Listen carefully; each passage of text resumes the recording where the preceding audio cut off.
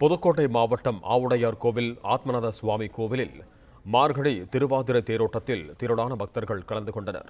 இதுகுறித்து கூடுதல் விவரங்களோடு இணைகிறார் எமது செய்தியாளர் ஹரிஹரன். வணக்கம் ஹரிஹரன், உங்களிடம் இருக்கும் தகவல்களை சொல்லுங்க. புதுக்கோட்டை மாவட்டம் ஆவுடையார் கோவிலில் உலக பிரசித்தி பெற்ற ஆத்மநாத சுவாமி கோவில் உள்ளது. இக்கோவில் பாண்டிய மன்னரிடம் முதலமைச்சராக இருந்த மாணிக்க வாசகரால் கட்டப்பட்ட திருவாசகம் பிறந்த கோயிலாகும். திருவாவடுதுறை ஆதீனத்துக்கு சொந்தமான இக்கோவிலில் கடந்த 3ஆம் தேதி கொடியேற்றத்துடன் விழா தொடங்கியது.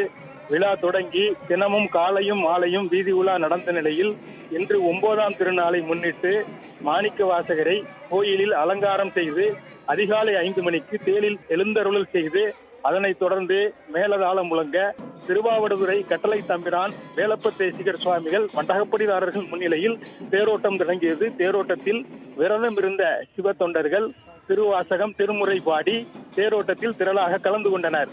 இந்த விழாவில் பாதுகாப்பு ஏற்பாடுகளை அறந்தாங்கி டிஎஸ்பி ரவிக்குமார் தலைமையிலான போலீசார் சிறப்பாக செய்து வருகிறார்கள்.